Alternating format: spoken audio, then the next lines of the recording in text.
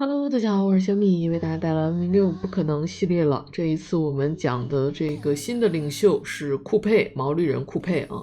那关于库佩，关于毛利人的历史呢，其实有很多的传说和版本啊。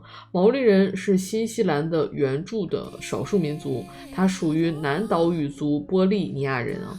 那这个毛利人最初被这个发现是在1642年，荷兰探险家亚伯塔斯曼首次发现新西兰群岛的时候才被大家所认知的啊。那在之后的200年里呢，其实欧洲人和这个毛利人之间是很少有这个往来的，由于这个新西兰群岛离欧洲大陆实在是太远了。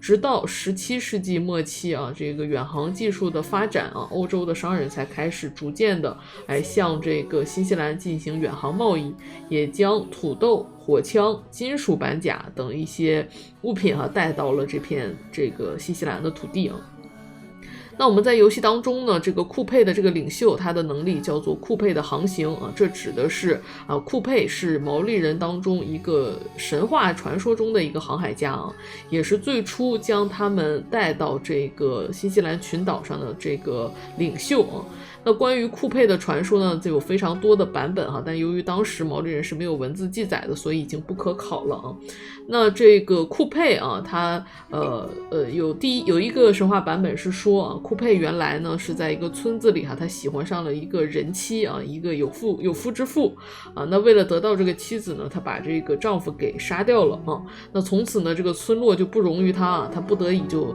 流亡了到在外在流亡的过程中呢，意外的发现了这个新西兰的这个群岛那他就把这个消息带回到村落，告诉大家我发现了一个非常适于定居的土地然后把大家带到了那里，从此成为了这个毛利人的一个领袖那还有一个版本呢是说这个库佩其实是一名夏威夷的酋长有一天呢，就是当地的村民发现鱼饵开始从这个鱼钩上神秘的消失于是呢，他们便开始就没有办法捕鱼了只能去一起乘坐独木舟出海在出海的过程中呢，这个鱼群成群结队的把他们带向了一个新的岛屿，一个新的地方就是他们发现新西兰的过程那实际上呢，真正的历史呢是在大约13世纪这帮岛民从这个南太平洋马克萨斯群岛出发乘坐独木舟向南行进，最终抵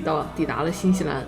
他们把这片土地呢称之为奥特亚罗瓦意思是绵绵白云下的大地这也就是毛利人最初定居新西兰的由来那这个毛利的这个特征能力里边有一个叫做玛纳玛纳其实在毛利语当中就是威严和权力的意思意味着非常有权力和权势的人那在我们的游戏当中，它给我们提供了大量的加成那关于毛利的历史呢，其实是比较曲折和坎坷的那在1642年开始之后的200年过了比较平静的日子之后17世纪末期开始发生通商的时候，欧洲人当时对于毛利人来说带来的都是一些先进的科技和文化技术对于毛利的这个发展是正向推动的极大程度的加速了毛利人的发展。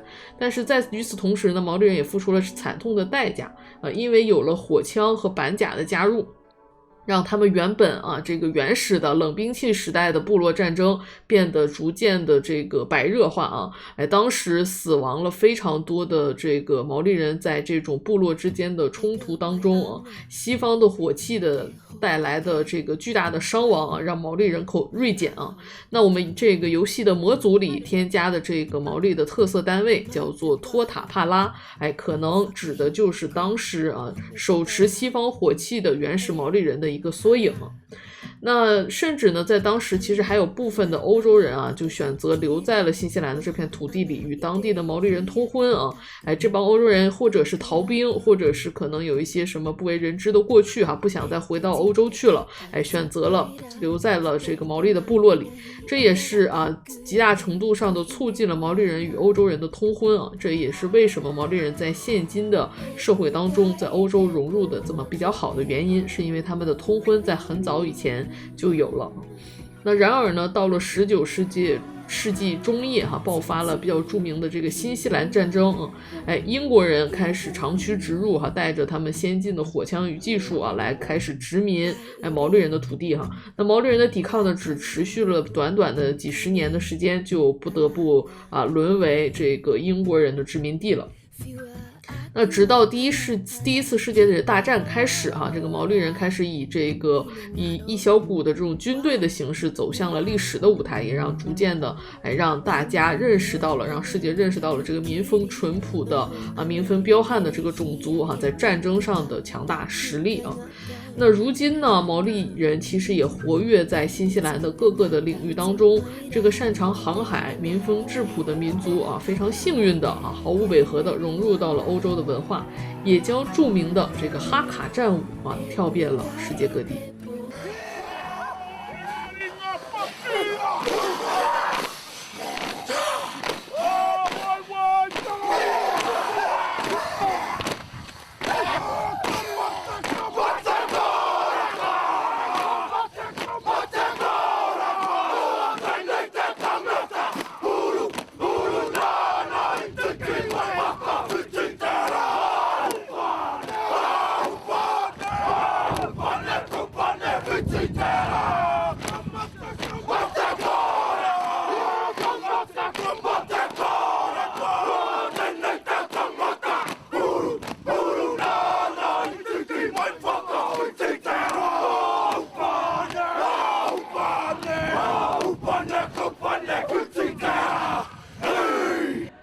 大家好，我是小米，为大家带来一个全新的不可能系列了。这次我们做的领袖文明就是毛利人库佩我们之前在上一批的历史当中也给大家介绍了。在开始之前呢，小米额外的说两个点第一就是有上一期给小米留言最多或者私信小米的就是两个问题。第一个问题是为什么我也用了和尔不同，但是我没有那么多特色的城邦，是因为这不是和尔不同本体带来的内容是和尔不同另外一个模组城邦多样化带来的内容。你只有打了这个城邦，你才会有额外多加的那些城邦这是第一个问题。第二个问题，为什么我也打了和尔不同，但是我没有那个每个领袖每个文明多的一个的特色单位？这个不是和尔不同带来的内容我这里一共打了93个模组这是一个整合包，你可以理解为我建议你如果想跟我玩的一模一样，你就直接去订阅我视频链接下方就是我已经建好的那个合集你直接一键订阅就可以了然后你一定要在游戏当中开对应的模式你才能领略到对应的内容然后特色单位是哪一个模组带来的，是这个叫 STUU Steel and Thunder Unique Units 这个模组带来的这个可以给每一个领袖都额外增加一个特色单位这个模组这两个问题我就都回答完了然后再跟大家说的就是从这一期的这个和尔不同不对，叫做不可能系列开始我的每一个不可能系列都会采用合集开始更新就是不会再分批给大家推送了这也是为了保证我视频的这样的一个点击数量以及播放量这个东西对于主播来说很重要我投10个1000点击量的视频不如我投1个1万的这个10个1000点击量的视频对我来说没有意义所以呢也希望大家对于这个合集多多支持那本合集的投币数量过3000解锁不可能系列的下一话下一期就是下一个领袖，好吧这一个合集要3000的硬币数量要的也不多有1500个人愿意给我投2个币就可以了，好吧，那就感谢大家的支持我们来开始一个新的游戏那由于毛利的这样的一个特殊性毛利是这个原版当中也是最特别的一个领袖因为他出身在海上出身在深海所以在原版当中关于毛利有一个特殊的玩法，就是无城流胜利就是完全不做城就飘在海上也能赢但是玩得很痛苦但是我们这里就不这么玩了咱们毛利还是正常的打那由于毛利的这个特殊性呢，所以这个地图我是特意提前找好的因为你否则的话这个毛利太容易跳水了我这边也称之为原版跳水率最高的领袖因为有的时候你很难找到一个合适的土地去做你的首都，即便找到了，好不容易找到了，结果你发现被城邦占了这个岛的绝大部分位置，你都坐不下了这是非常常发生的事情所以我就提前找了一个地图那这个地图类型我们就选择群岛群岛是这个游戏当中这个陆地面积最少我个人觉得是最少的一个地图这个图呢由于我们加加了模组哈，它现在的可玩性变得比原版高了很多啊。以前的话，原版的话，我个人觉得只适合玩征服啊。那现在我们已经有了很多不同的打法。那这一盘呢，我就打算来做一个群岛飞天啊。我去稍微检索了一下咱们 B 站上文明6的视频哈，做群岛飞天的人非常非常的少哈。我来做一个群岛飞天的一个视频啊。地图尺寸仍然选择巨大啊，然后啊，你如果想跟我用同一个种子游玩，你一定要跟我开的模式一模一样，一模一样才可以哈。你额外开了其他的模式，就会影响这个种子的这个地图啊。我只开了这个城邦的初始的这2个模式，以及模组新加的这样的一个海洋模式哈，我只添了这3个。公狮与这个也不开哈，我也没开啊，就开了这3个模式哈。然后高级设置里我们把这个地图种子给它敲进去哈。好的啊，地图种子就是这样的一个种子哈，你跟我输入一模一样的，然后跟我开的一模一样，也不要改哈，这个什么领袖啊、什么城邦的什么的都别改啊，你就跟我是一个同样的地图了啊。那我们来开始一盘游戏吧。好的，我们来看一下毛利这个领袖的库佩的这样的一个特殊的能力。第一个，库佩的航行，游戏开始时位于深海洋单元格哈，就是深夜海单元格，首都建成的时候加1人口，2人口开局，并且额外的获得1名建造者。宫殿额外加3住房加1宜居度啊，建立首座城市前，也就是我们没有做成前，每回合都有保底的2科技与2文化啊。这个能力主要对应的就是毛利出生在深海，不是出生在陆地上，他需要几个回合去找一个合适做成的岛屿哈，这跟我们毛利的这个发展历史也有关哈，是通过远洋航行才发现新西兰这座岛屿的哈，所以我们游戏当中也是模拟的这个过程。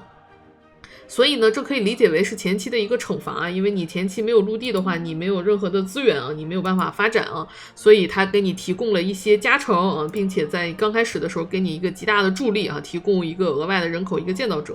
那第二个核心能力呢，玛纳啊，这个能力我要说一下，跟原版基本上是一模一样的，没有任何的改动哈。毛利这个领袖在赫尔不同里是改动非常少的一个领袖哈，几乎就没怎么改，因为原版的毛利已经足够有特色了哈，在这里没有做任何的大的改动啊。第二个核心能力玛纳，游戏初始时便解锁航海术与造船术科技，也就是说我们初始所有单位都能下海，并且能走深海，同时拥有进入海洋单元格能力，能进深海啊。然后水运单位加2移动力，什么叫水运单位？我们的船叫水运单位，我们下了海的平民以及这个就是有攻击力的这些单位啊，战斗单位都算是水运单位哈，包括我们的所有下了水的单位都是水运单位，所以在水里我们就有基本上是每个都有4点的移动力，非常非常的强啊。然后未改良的树林与雨林提供加1的生产力，然后额外的4个这个市政又给你额外的一些加成。在原版当中呢，只有2个市政有加成，一个是重伤，一个是保护地球。在赫尔不同当中，现在是4个市政都有加成。然后渔船提供加1的食物，并且渔船可以释放文化炸弹。这个非常非常的强，在海图毛利简直就是 T1 啊，毫无疑问的 T0 啊 T0。然后他无法获得大作家有一点呢是跟原版不一样的，就是原版当中呢，由于毛利他是一个重视树林和雨林的这样的一个领袖嘛，并我们砍树的话，他还会跳出来骂我们，对吧？所以在原版当中，毛利是不可以收获树林与雨林的哈，把这一点削弱给他去掉了，所以就变相的稍微加强了一点点毛利啊，就是毛利现在也可以砍树和收获雨林了啊。然后呢，毛利人是没有文化的哈，毛利人都没有文化，毛利人没有文化，所以他没有大作家，他没有办法获得大作家，他可以正常的积累大作家点数，但是他不能招募啊。这是关于毛利，所以呢，这对应的是毛利的一个特色建筑，叫做毛利会堂，它取代的是我们的这个古罗马剧场。它提供的这样的一个额外的加成，就是当我们城市当中每包含一个可通行的地貌或自然奇观的时候，什么叫可通行地貌？就比如说雨林、树林。这个沼泽啊，这种都叫地貌啊。没有一个地貌，你就额外的加1点的文化与信仰值啊。然后城市中每拥有3个海洋或者是湖泊单元格则加1文化值啊，所以这个是帮我们中期毛利补一波文化用的这样的一个建筑，但是对应的它由于没有办法获得大作家点数，所以它是没有居住槽位的哈。那这个建筑唯一的好处，除了这个加文化以外，它没有维护费哈，它不太费钱啊。所以这就是毛利的核心的种田项的能力哈。这2个特色单位我就不说了，因为我们是要种田的哈，就跟我们关系不特别大。那所以可以看出呢，毛利的的强势全在远古时期和古典啊，就远古古典的那一波啊。它因为初始解锁了它毛利初始就进古典了，因为造船术是在古典时代啊，所以它是一个初始就直接进古典的一个领袖。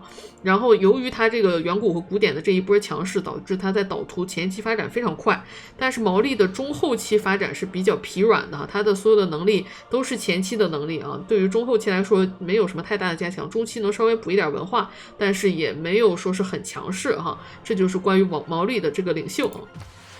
一上来我们这个图哈，由于我们一上来就解锁了造船术，还一上来就有2分啊。毛利在远古和古典是100%能进黄金的哈，但有的时候由于我们远古和古典拿了太多的分啊，导致我们第3个时代的黄金可能不好进哈，所以可能要压一点分啊。我们初始就在深海当中，然后这个浅色的呢就是我们的浅海区，就说明靠近这个岛屿啊。这个图由于我已经开过啊，我知道这个城邦都有啥啊，以及这个陆地上大概的情况都啥样啊，所以我就知道这里就是我们首都的位置了哈，就是这片大陆啊，我们就直接上来就好了。然后呢，由于我们开了这个海洋模式哈，这个海洋模式给我们带来了很多新的海洋类的加成资源和奢侈资源，并且带来了一个新的海洋的地貌，叫做海藻森林啊。这个海藻森林你可以理解为在海里的沼泽啊，它额外加以食物，并且它跟我们的这个海中的这个珊瑚啊是叫礁石啊，就是海中丘陵是一样的。这个移动走上去是要额外消耗1点的这个行动力的哈，是这样的。那海藻森林呢，前期跟我们的沼泽一样，它是不能放区域的哈。而由于我们的毛利呢，初始它自带航海术，它就解锁了港口哈。我们在赫尔布同里港口在航海术中解锁啊，所以呢，我们初始第一个区域肯定是要落港口的啊。那港口就落不到这个海藻森林里，海藻森林里什么时候才能落区域呢？是要天文导航，允许啊这个。是天文导航吗？是天文导航哈。这里写着啊，允许收获什么什么资源啊，它写的很隐晦哈。当你可以允许收获这个渔船和改良什么资源的时候，你就可以在这个海藻上放这个区域了哈。现在我们还放不了啊。那由于放不了呢，所以我们现在的这个港口的位置啊，我可能就要考虑往这儿放哈。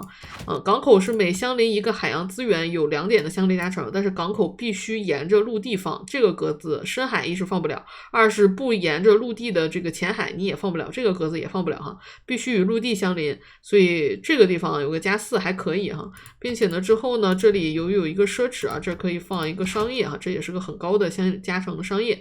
这一次呢我们走的因为是海图嘛，海图一来是它这个加强了一个城邦啊，新有一个城邦种类叫做海洋城邦，二呢是由于我们毛利在这个海图上的能力很强啊，所以海图其实是不缺钱的哈，这个海洋城邦给我们带来的最大的加成就是金币上的加成啊，所以我们这一次呢飞天走的是一个商港自由探索的一个飞天，不发酵哈，这酵能最后捡一个我们就捡一个哈，就是咱不说是抢发酵吧，咱不靠圣地发酵哈，咱靠减的方式哈来减一个酵啊，因为发酵里边有一个加成很强的一个这个信条啊，后面遇到再说。所以我们落的这个区域商港这一套哈是基本上前期的基本上大多数城都会落的，港口是我们的核心区域，每一座城都会落哈。商业我们后期看情况啊，是这样的一个情况。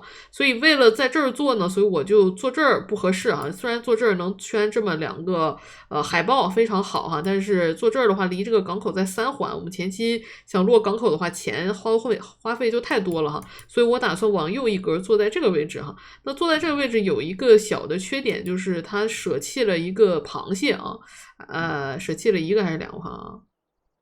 舍弃了2个螃蟹啊，所以我们这样少2艘少2个这个叫什么？少2个鱼啊，稍微有一点伤。哎呀，少2条鱼啊，少1条鱼我觉得还不错啊。这个海图最核心的就是这个渔船的数量啊，你一定要这个渔船的多，你才能发展的够快啊。所以这个鱼是非常重要的哈，我们也叫做捞鱼流这个捞鱼商港自由探索飞天啊，我给它起了一个这么长的名字啊，所以这个渔船很重要啊。做这里的话，做这里的好处就是现在就可以做，然后额外多一个鱼。我记得这边好像也有一个鱼啊，我有点印象不太深了。但是做这里的另一个坏处就是这个是在3环啊，3环的皮革啊，有点远。那港口如果不放这儿，我实在是没有地方放港口，我只能放在这里了啊。那这里太晚了，那这个港口在3环，我去买，哎呀，有点纠结啊。港口前期最大的意义在于它给我们2点住房，这是我们海图最核心的一个地方，要2点住房。我有一点纠结。你说落海报上好不好啊？还有一种选择就是盖掉一个船，盖掉一个鱼啊。那你盖掉一个鱼跟少一个鱼不是一个意思吗？并且海报我个人觉得比螃蟹好啊，螃蟹给的更多的是钱。我选择还是做这边啊，做这边啊，这边还能多一个海龟啊，行，就舍弃一个螃蟹多一个海龟还可以了啊，挺不错的了。那我就选择做这儿了啊。然后毛利比较特别的是，它上来是有这个2点的科技值的啊，可以走科技的，我们就走这个畜牧吧。畜牧好像没啥用啊，我们走采矿吧。采矿可以在树林上放区域啊，走采矿。好，然后我们把这个设置给它开一下啊。如果你在刚开始的时候没开的话，你的这里就看不到这个别人正在造的这个奇观啊。那如果想看的话，就在这里啊，在这里点啊就能看到了哈。这都是之前很多人问我的问题啊。我们下一回合啊，小米的电脑的确该换了，现在玩文明6，你玩这个极大图有点卡啊，有点卡。到后面如果卡的比较厉害的话，我考虑可能就把后期的做一个这个战报式的处理哈，就不给大家录全程了哈，我是这样考虑的。那我们就原地做了啊，我就做这格了啊。由于初始就有造船术哈，初始我们就是有渔船的啊，然后我们渔船是有文化炸弹的，哇塞，超强。然后初始我们就有2人口啊，我们2人口所以你只要毛利运气别太差啊，你能稍微的那么快那么一点做成啊，你前期的这个加成巨大啊，巨大的加成。然后初始呢，海图开局如果不是毛利的话，一般来说是杯开或者是工人开。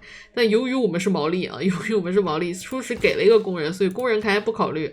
杯开可不可以？也可以哈，但是由于是我们是毛利啊，所以我们的陆地单位是能下深海的哈，能下深海，所以我们要先敲狗哈。这个跟所有其他的玩岛图的其他文明都不一样，其他文明基本上是不敲狗的哈，靠一个棒子就可以把你这个岛探全了啊。那我一般来说是直奔航海术要走船的哈，但我们不一样啊，我们是可以造狗的啊，我们造狗。狗的好处在于什么？狗的好处在于1便宜啊，2呢是这个它在陆地上也有一定的这个移动力加成啊，它上岛以后有移动力加成。3是这个我们开一个鲸鱼，再开一个海豹吧，这毕竟是海藻森林额外加1两啊，再开个海豹。哎呦，这太香了啊，这太香了，直接就到这儿了啊，太香了，毛利前期太强了啊。然后剩下的这个工人剩1点次数，我们还可以去探图啊，我们就把这3个一开1个奢侈，开2个加成就可以了啊。好，然后这个岛还挺大的哈，并且这个岛上是有一个自然奇观的，但这个自然奇观并不是很强啊，所以对我们的加成并不是很大啊。灌溉不错啊，我们灌溉不太好做那这个我们就把最后这个船给开了啊，直接开3个船，然后这个工人出去探图了啊。这我们前期4个人口的这个位置都有了啊，这边有一个寨，怎么处理一下啊？这边有一个火山啊，就是什么苏伊埃还是什么苏维埃那个火山，那个火山你说它是加成好呢，还是说它是减成好的？我也说不清啊，因为它喷发的频率实在是太高了哈，并且一喷发就是毁灭性喷发。我们让这个狗去碰哈，你这样狗能吃到经验值。它一喷发就是毁灭性喷发，毁灭性喷发带给我的直面的这个打击就是掉人口啊。前期你如果这样的话，掉人口掉的飞快啊。第二个，我们可以选择1补碑，第2个出港口移民没有这么急因为我们图还没探开啊。当然我这个岛因为比较大，还可以在这个岛上再做成的，所以你说直接走移民做成也行。但如果前期其实你这个图没探开没有那么大的时候，你其实这个第1个移民没有那么急的可以先补一个碑啊。这里我考虑一下啊，我可能会2狗开，然后接移民。因为我们的这个毛利跟其他的领袖不一样，它初始给了驻防啊，所以港口给的这一个驻防，再加上我们本来渔船就加一食物啊，港口给的这个驻防和这个渔船加一食物就没有那么急啊，没有那么急。我可以先走一个侦察兵啊，然后再开始走开拓，然后有了200块钱，我们第一个城买一个碑啊，买一个碑。我是这样的一个想法。好的啊，下一回合。往这边探啊，由于毛利的这个能力，他前期能捡到海量的村子啊，你只要运气够好，你舍得慎啊，你这个村子想要啥都有，要啥有啥啊，叫做维苏威啊，维苏威火山啊，这个火山永远是这个叫什么活跃状态啊，永远为活跃状态，这喷你连不好，它连着喷3次，你整个首都就没了啊。我也不是没想过在他这附近造首都啊，但是不行啊，这就没了，人就麻了，所以不太行。这我最想要啥呀？我最想要再给个狗也行啊，人口也可以，因为我们人口前期的这个格子产出很高。这边我是会再做一个城的哈，这里有个城点。并且这里其实可以再做一个城这里的这个船的数量其实还挺多的啊。海图做成，一看陆地面积，二看你的渔船数量哈，你一定要有，因为我是要飞天的，你要是打别的胜利还好因为我要飞天，所以我一定需要这个陆地面积有一定的数量，否则你放不下区域啊。你放不下区域，你怎么飞啊？你根本就飞不了啊！所以这是我为什么要这个陆地面积的原因哈。那你如果打的是那种，比如说征服哈，或者是文化胜利，就要求陆地的数量没有那么多了哈，没有那么多的区域要求，就你可以做一些只有船的地方，船多就行啊，就是改水上的资源多就行。但由于我要飞天啊，所以我要求我的陆地面积一定要有一定的面积啊，最少要有5到6格。陆地一个岛一个城啊，你才是一个合格的城，否则你这个城压根儿就不合格啊。我记得这边是有城邦的，我们去看一眼。这里有一个城邦，我记得啊。这个图我开过啊，所以我知道，这就是海洋城邦，也是我们荷尔不同城邦特色化的这个模组里新加的我们上一个系列视频加了个农业城邦哈，这一系列我刚出啊，这地大佬就告诉我又有新城邦了啊，所以我就跑来打海图了哈，这边加了个海洋城邦啊。那小米这里呢，曾经我在这个文明6的新手入门系列里跟大家已经总结过了全部的这个基础的这几种城邦种类，每一个城邦的加成我都给大家总结过了哈。那进入到荷尔不同当中，我来给大家介绍一下荷尔不同的这2个特色类的城邦，一个就是海洋城邦，一个是农业城邦的它的特色加成。首先看海洋城邦海洋城邦它的特色能力就是有灯塔，有这些港口的这些建筑，造船厂、码头它就加金币外交区域的建筑也加哈。然后实施者的话，就是每个港口和外交区建筑加2金币。所以如果你开了这个海洋城邦模式的话，你是完全不缺钱的哈，钱真的是不缺。这是我自打马里之后第2个领略到就什么都靠买的一个感觉非常爽这是海洋城邦核心的能力，就是加钱，就是富裕那有几个海洋城邦的加成也非常好比如说这个哈瓦那就是一个非常强的城邦，沿海市中心加2文化，拥有经验魅力的地块加1文化。我们海图基本上所有城都沿海，并且海图它靠着海，这个地格的魅力非常高所以经验单元格非常多。所以哈瓦那我觉得是海邦里最强的一个城邦加文化加的非常多，堪比南马多尔比南马多尔可能还要稍好一些。然后呢，就是热那亚也不错它可以给拥有港口的城市建造区域是加速50%，加的非常多然后我们新发现的这个叫做塞瓦斯托波尔就很菜了就不打征服没啥用然后再有就是霍尔木兹也还可以加1居度。里加也还行，因为里加的话，我们在海图基本上全是国际商路，我们上一把打的全是国内商路，对吧？这把我们是全是国际商路，所以里加的象性也很高这是海洋城邦大家看一下那下一个呢就是农业城邦上一期我们也都给大家看到了一些农业城邦的特色加成，它所所针对的主要就是我们的这个市中心的一个区域，就是不是市中心区，这个原版的水渠啊，现在打了模组叫做蓄水池啊，蓄水池这个区域里额外增加的几个建筑，它都是加食物用的哈，农业城邦嘛，加的都是食物啊，它这个最强的这个农业城邦啊，其实有好几个哈，檀香山这个城邦跟我们海图的象性非常高哈，我这盘里好像没有哈，我印象中没有。如果你有檀香山这个城邦啊，再配上海图啊，香的不行啊！然后其他的就还可以哈，都是更适宜这个陆地图哈。海图的话，就这个檀香山象性比较高，其他的其实一般般，因为海图河流不是很多，然后能建这个水渠或者叫蓄水池的这个位置也不是很多哈。水渠和蓄水池在我们这个模组里就是一个东西了哈，你可以看作是一个东西啊。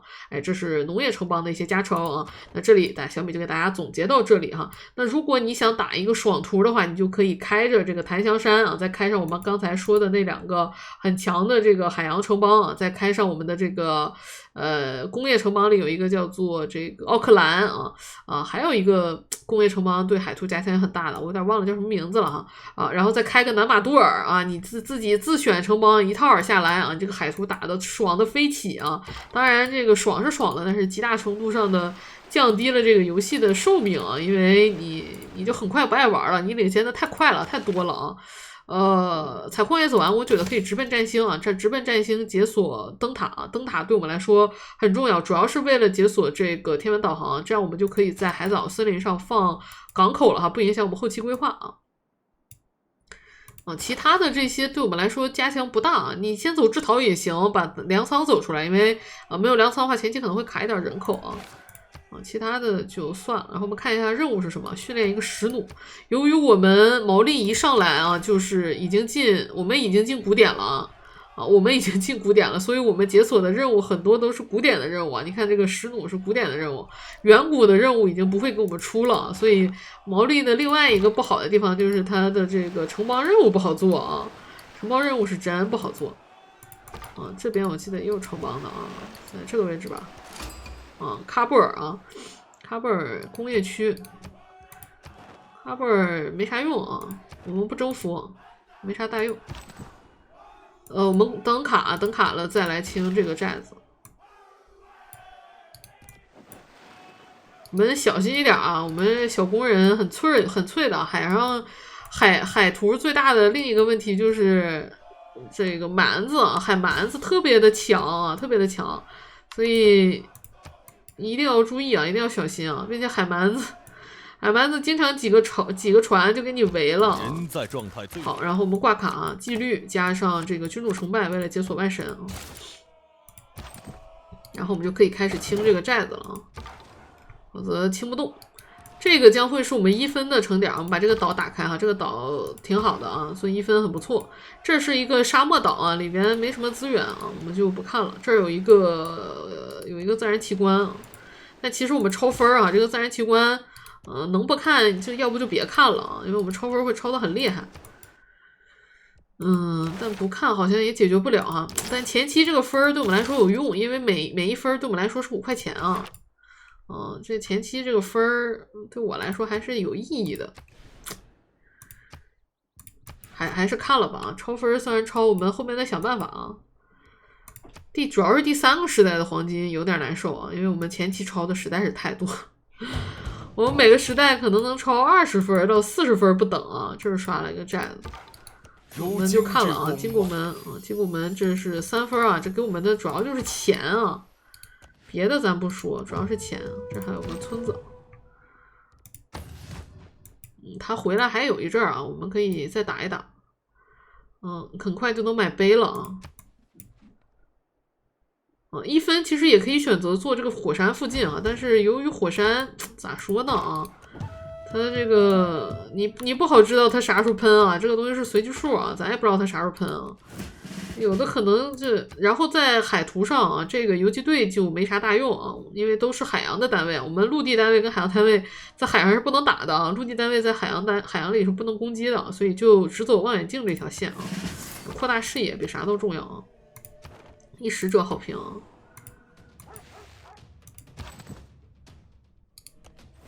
再打一下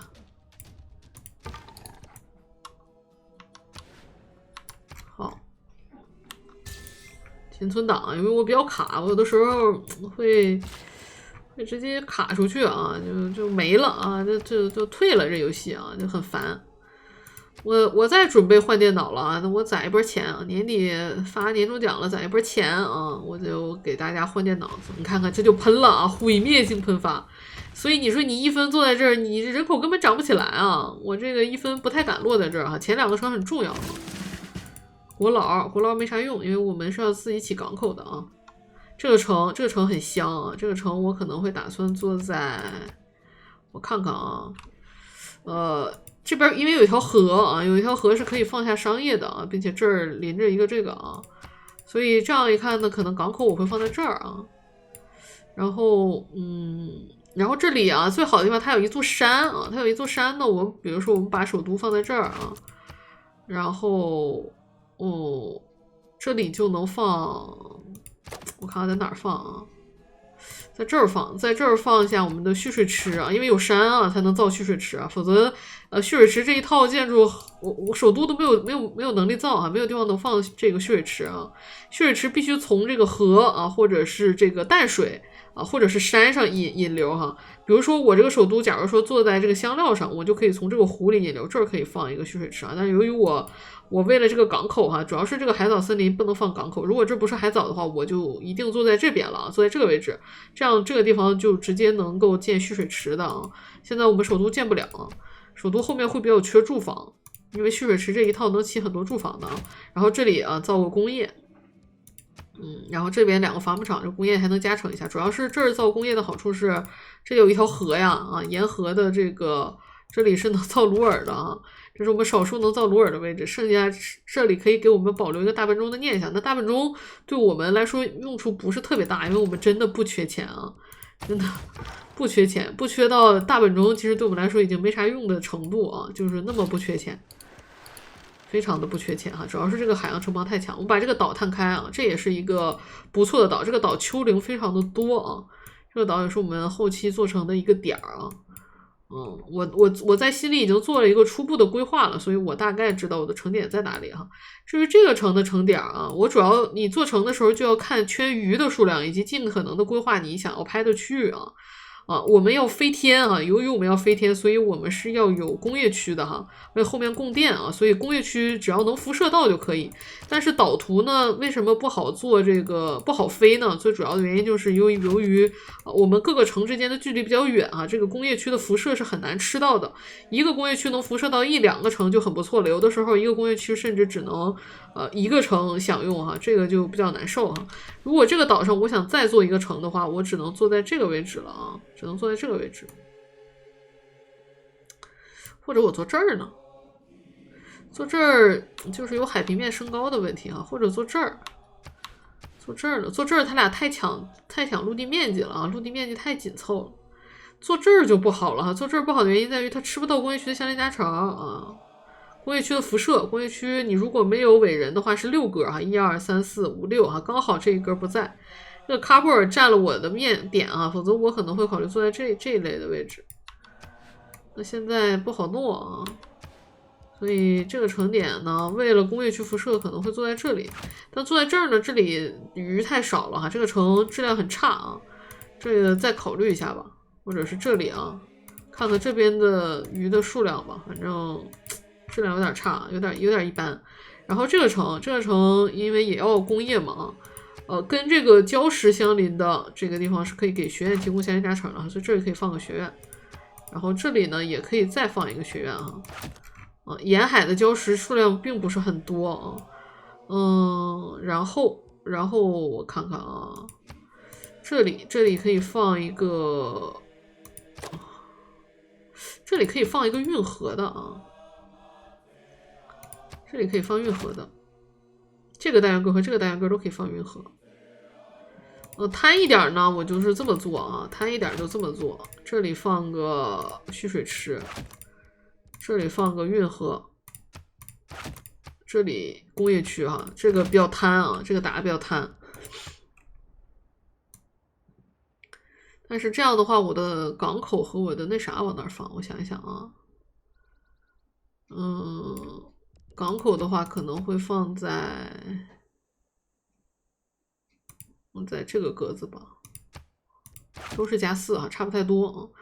那商业区要落的话，可能只能落这儿了。那这个商业区的相对加成会比较低啊，不敢往这个火山范围内放区域的啊，不太敢。即便再远一格，其实有的时候也会被波及啊，其实不太好，哈。还有一种方法呢，就是先这么规划着哈，然后政府区我是打算首都起的哈，但是由于这边区域的规划，这个政府区其实不太好给别人凑加成。我看一下政府区，然后首都我可能会再起一个圣地啊。由于这边有苏亚火山的话，圣地应该是，我看一下啊，首都为了发酵啊，我主要是想蹭一下发酵。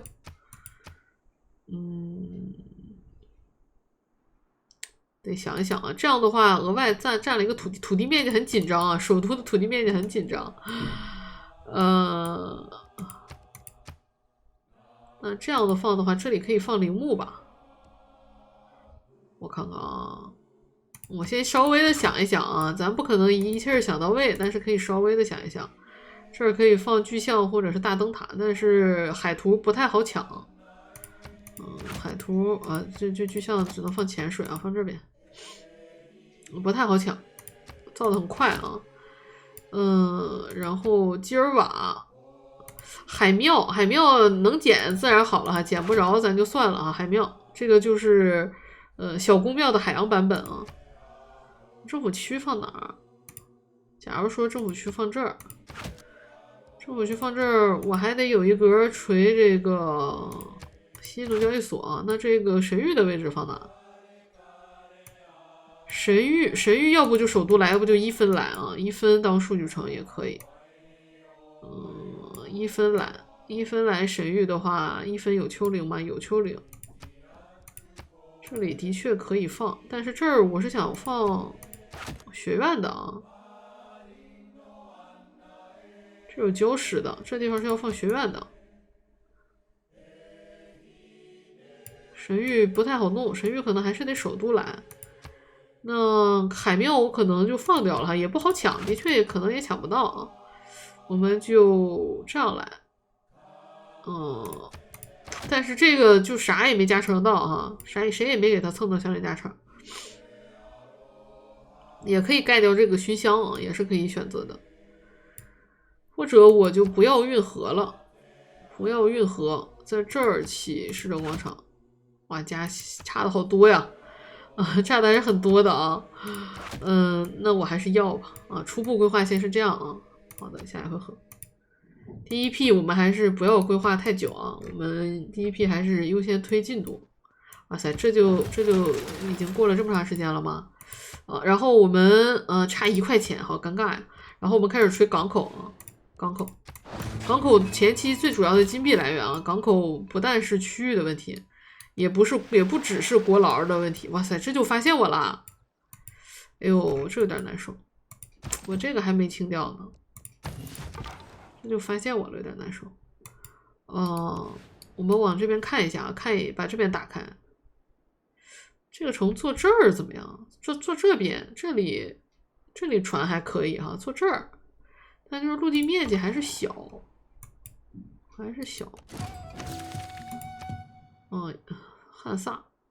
汉萨其实还不错啊，汉萨前期如果能宗主了，给我们很多钱啊。汉萨每经过5个单元格提供金币啊。这由于我们海路的话，海上的商路都连的会比较长啊。所以海路的话，这个加成很高，差1块钱，真尴尬。早一替发现汉萨就好了啊。这个海岛图的这个城市的质量啊，就只能靠船来维持了，其他的不好弄，赶紧清掉啊。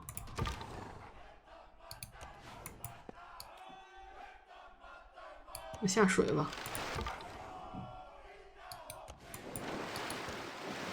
做这边还不错啊，做这儿也还行，做这儿，假如说做这儿的话，那这个位置感觉不好啊。这还有一个礁石还不错啊，有个礁石这儿是可以起学院的。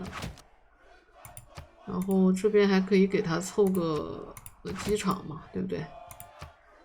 然后这里是可以放港口的，然后这里放商业啊，还可以啊，这个城还可以做这个位置，或者是做这个位置也可以。我们看一下渔船的数量哈，看看绕一下这个弯儿，看看这边有多少个船啊。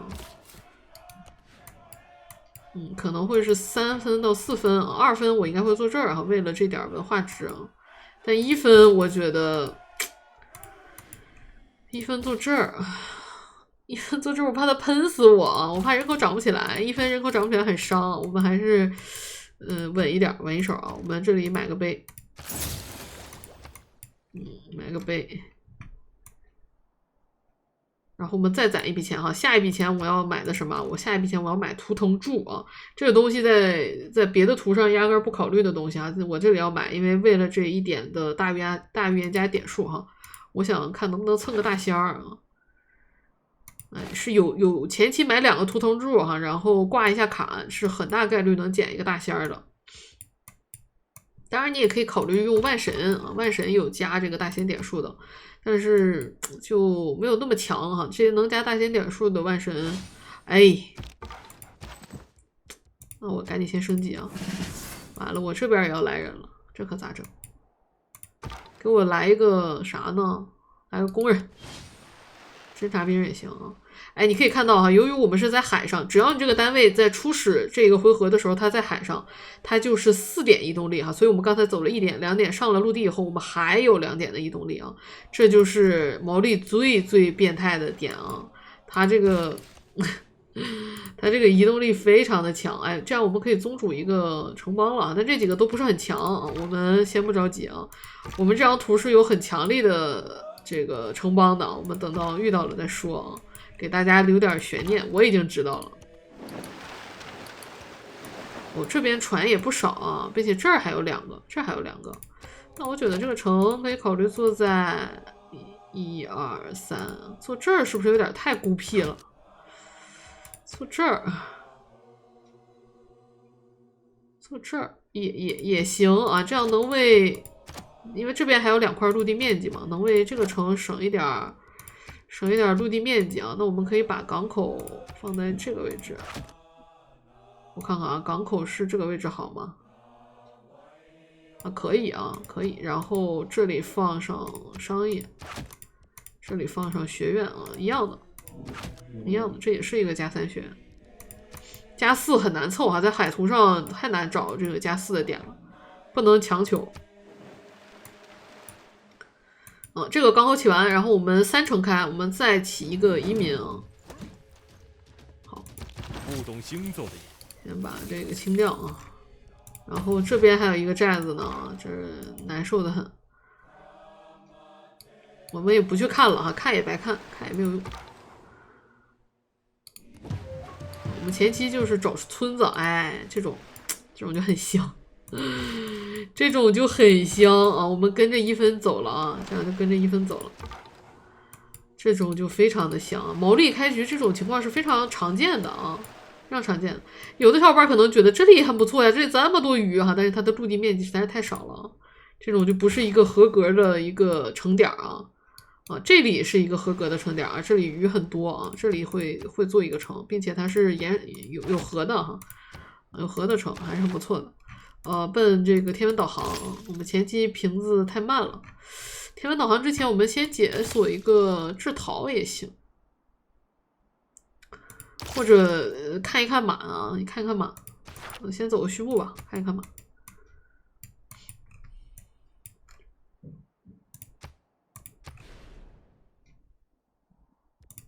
已经不好涨人口了啊，缺粮食。我们再攒220块钱啊，买一个图腾柱啊。好，又刷了，哪儿又刷了？这里无所谓哈，有城邦。我们赶紧回家啊！赶紧回家。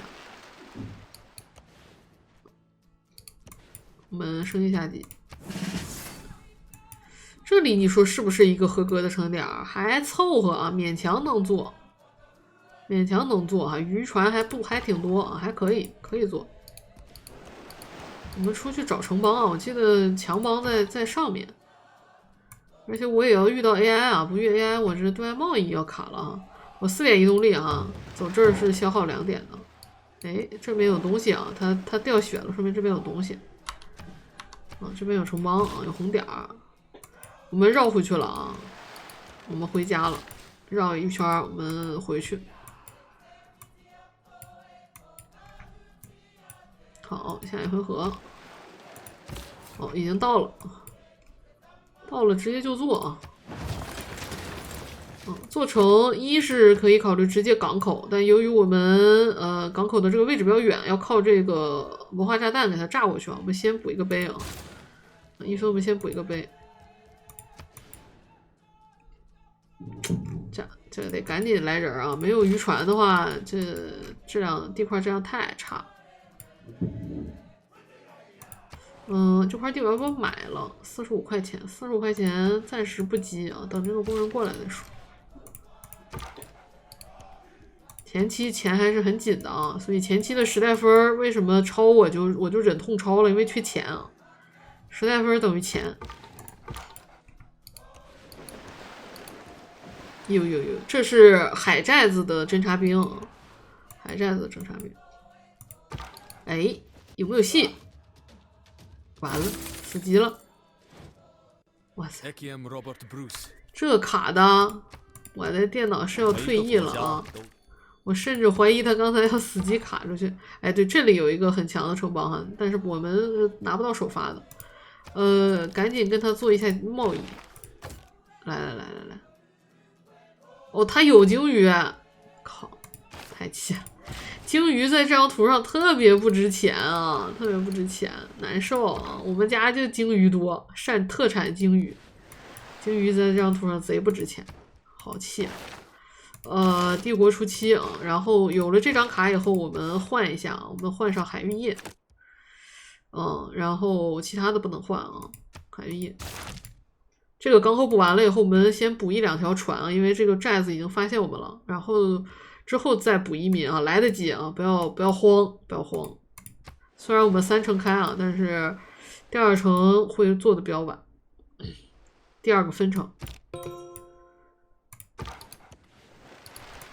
对，这应该是那个城邦的位置哈。哎，对，这个约翰内斯堡啊，约翰内斯堡有多强，不用我说了吧？约翰内斯堡非常强，但是这个任务做不了呀，宗主不到呀。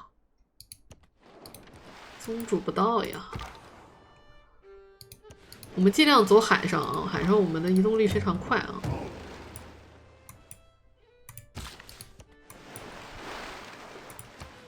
这格我们就买了啊。14T 还是太久了，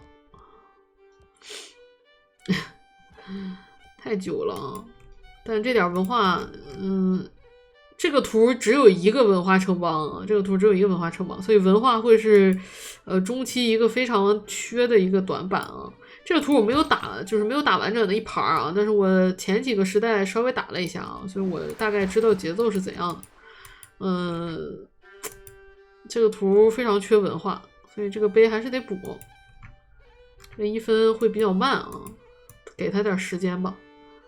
然后有钱，我想一想啊，这笔钱，还是得攒图腾柱的钱啊。如果市中心与山脉或森林相邻哈，这个首都算啊，这个1分也算。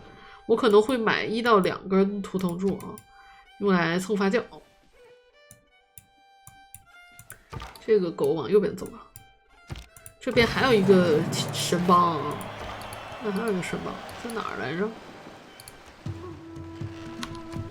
反正在这一片，这2个公邦在一起啊，是这个奥克兰，这图是有奥克兰的啊。所以这个图其实最吸引我的，并不是一上来这个岛上有一个奇观啊，这个奇观对我们来说也就那么回事儿啊。但是最吸引我的，我们先造了2艘桨帆船啊。海寨子太凶了啊，真的太凶了，试过的人都懂。海寨子真的太凶，哎，他不要鲸鱼啊，我好气啊！不要鲸鱼，我好气啊！我们尽可能的把这个岛探开啊，看有没有村子，把这个村子的点位都给它拿到。他不要鲸鱼，我好气啊！这个时候其实也可以选择买一条商路啊，但是我大仙儿也很急，越早累积越抢到的概率越高啊！我还是优先大仙儿啊，优先大仙儿。虽然钱滚起来也很香，但是我喜欢猪，但是大仙儿也很重要。我们稍微的回一下血啊，这里毕竟是一夫当关的地形，还可以。把这边的图打开啊。好，然后我们可以去搞一匹马，再搞一个皮草。哎，别！然后初期的蛮子是不能走深海的，你如果遇到这种情况的话，就往深海躲啊，往深海躲就得了。哎，老大哥好哈，老大哥可以见面宣勇。哦，那个城邦好像在老大哥这边啊，我有点想起来了，好像在老大哥这边。来，老大哥喜欢鲸鱼，给老大哥一个。看来这边陆地面积很大啊。我们可以常用这个能力啊，我之前总忘了用这个侦察兵的能力，其实应该多用一用的。这个群岛的啊，已经超分了。这就哎呦，给了个啥？给了个啥？这就已经超分了。这个地方是可以做一个岛的啊，做一个城的。这就已经超分了啊！这就已经超分了。图腾柱220，给了个商人。商人我们连外商啊，连这个给钱给的多的啊。水运是有额外的加成的哈，比如说我如果走喀布尔的话，它就只加3金币，是因为这边有3点的这个加成是由水域单元格提供的哈，你水域单元格越长，你这个加成会越高的哈，所以尽量走海商啊，当然海商有概率被抢就是了。给了个商人，太舒服了啊！我们保存一下，这已经超分了，哎呦，那我得尽量控一点啊，得控制一点。我们就只探中间的这一小片吧，不往外扩了啊，否则后面的分真的是搂不住啊，得控制。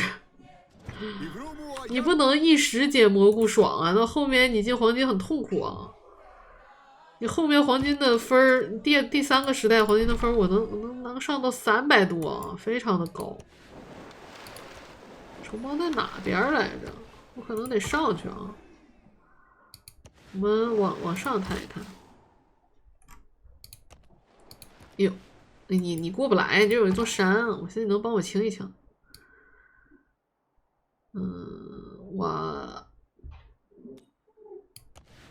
我觉得这边比较肥啊，我想上去看看这边啥样。好，然后这边我们买一根图腾柱啊，非常规操作啊。这里医馆我肯定是买公关的，这里我要买一根图腾柱，为的就是蹭发酵啊，不为别的，就是为蹭发酵。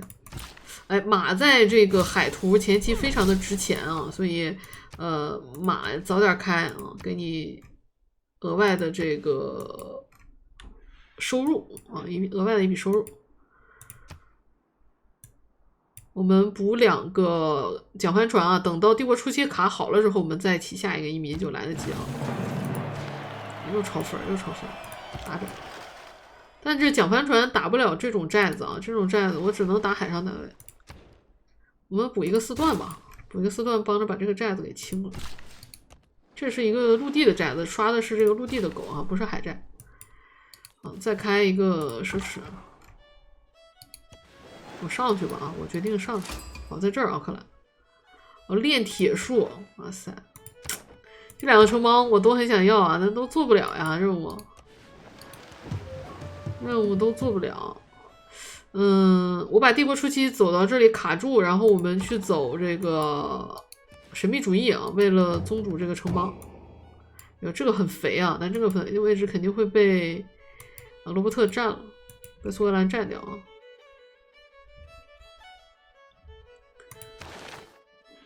是不是要马呀？不要。哎呦，鲸鱼已经滞销了，救救孩子吧！鲸鱼滞销了。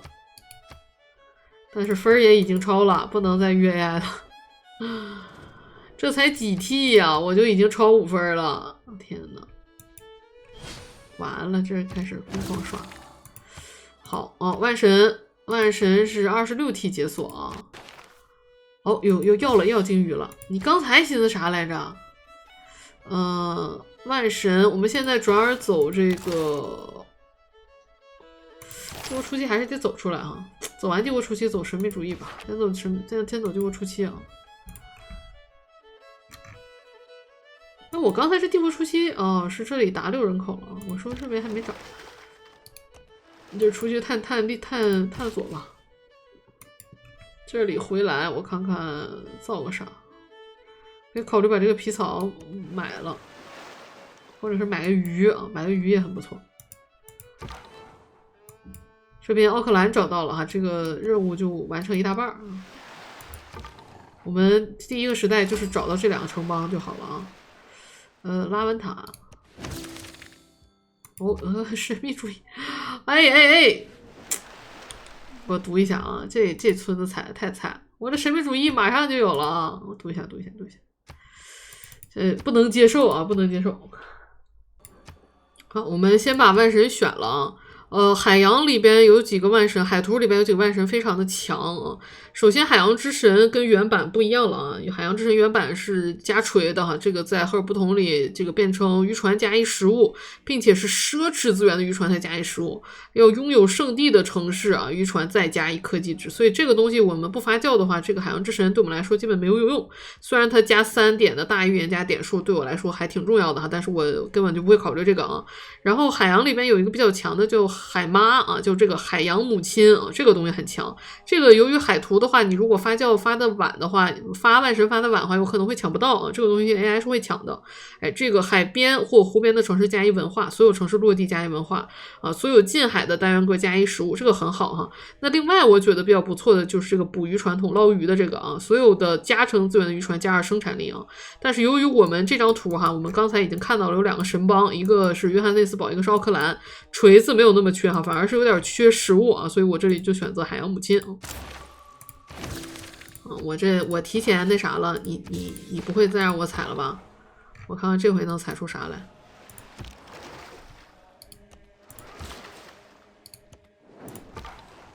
走你，防御战术，哎，好评，这就香多了嘛，啊！这枪兵我就省下了，否则我还得买个枪兵啊，很好啊，很好。我现在就是再差1使者，我们一会儿去把那个什么做了。这里我就直接插柱子了啊！我看我站在这儿吧。哎，丘陵上不能插瞭望塔吗？那算了，我就下去了啊！哎，别死了，这个狗比船最大的缺点就是它比较脆啊，很容易就死了。434 9T。已经32分了啊，26T，我们打到30T 左右哈，结束本期视频。我们就走陆地走过去吧。这里虽然之后会盖掉啊，但是我也可以选择把这棵树砍了，但是这要浪费1点工人次数啊。但是前期的40锤还是很关键的，这整个还有1出锤其实，但是这样缺一个奢侈啊。我这营地还能提供点前期的加成，我还是选择要这个了啊，这样我还可以再额外卖一个奢侈，反正经济盘活。这个除了第1个城、第2个城以外哈，这个人口啊、边界这个增长都不用再提醒了啊，减少一下弹窗数量，否则很烦啊。我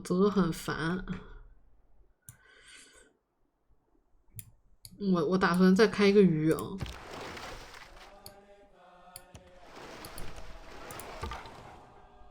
快走，快溜，快溜！这他能不能打着我？不知道啊。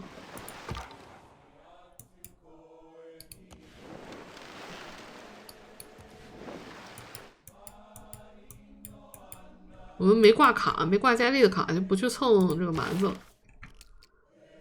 等这个船补完，我们先把这个卡撤下来啊，换这个换这个移民卡，然后另外一条蒋帆船，另外在后面再找个时间补蒋帆船啊，蒋帆船还是要补的。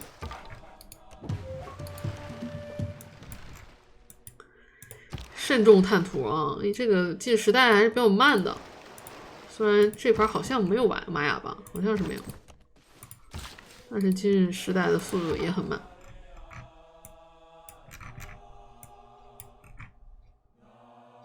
我都不敢探了啊！这边有一个棕帮，我都不太敢往前走了。看一下，这个一般啊。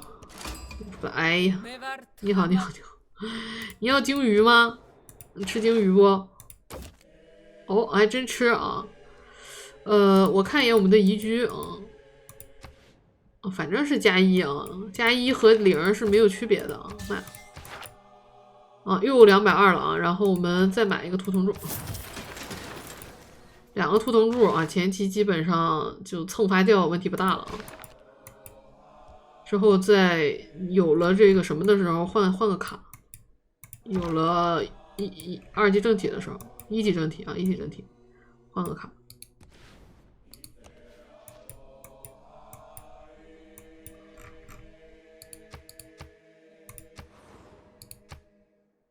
招募大商，哦，这个地方得清啊，因为后面我们要在这儿做成的。好，下一回合，换卡敲移民啊，清寨子。像空调这样，这里要注意啊，我们是可以通过这个市中心走到这边的海的啊，提示一下，然后敲移民。换卡，我们换成纪律，然后换成殖民卡，再补一个移民啊。首都的人口会掉的比较多一点啊。哎，不会，第一个总督来了。第一个总督其实，海图我个人觉得，由于我这一盘没有什么文邦啊，前期有点缺文化，我挺想要平2的啊。但是我也觉得首都的人口很重要啊，我也挺想要老马的。我也同时觉得控城邦很重要，我挺想要阿巴尼的。控城邦更重要一点啊，我们去控奥克兰啊，我优先奥克兰，然后是约翰内斯堡。哎，又碰见一个。你好呀，都是海图，这个都是海图的强文明啊，强势文明。格拉纳达可以帮我们稍微补一点文化，但是。要工人次数的前期很难拿得到的。我们看看有没有人，这种2块钱的我就不卖了啊。海图的开边是有战略意义的啊，2块钱的就差意思。我们给这个奥克兰塞一个使者，之后拉玛尼去就宗主了。我是选的奥克兰吧？是啊，没错。这里有钱吗？没有钱。等一会儿。要多少？要70是不是？差2块，差2块卖一个开边。差2块，等一回合不值当啊！这渔船可是6粮啊！这前期的粮食全靠这些渔船。再锁这个其实不怎么香。好，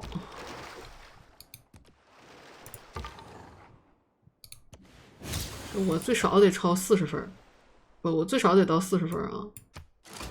好家伙，你好，你好，你好！哇塞，一下双黄蛋，别，差不多了啊，37分了，别！哇塞，这一个瞭望台造的双黄蛋。减8啊，这都不给钱的啊，都离得我们10万8千里。什么时候缓和了，什么时候说吧。我们走神秘主义，神秘主义再有机会再拿那么1-2个使者，我就可以再宗主一个宝了啊，约翰内斯堡。哎呦呦，感谢，大家都很客气嘛，一团祥和。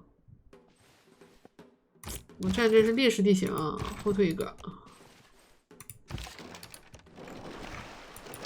不跟你扯那没用的，后退一格。我们在这儿回血吧啊，咱也别烂走了，烂走又看着新 AI 了，把这边的哎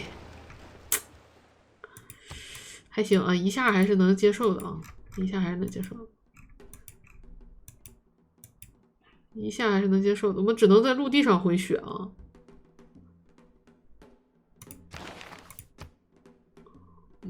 现在买不起，鲸鱼一定不要买啊！鲸鱼咱有的是，一定不要买，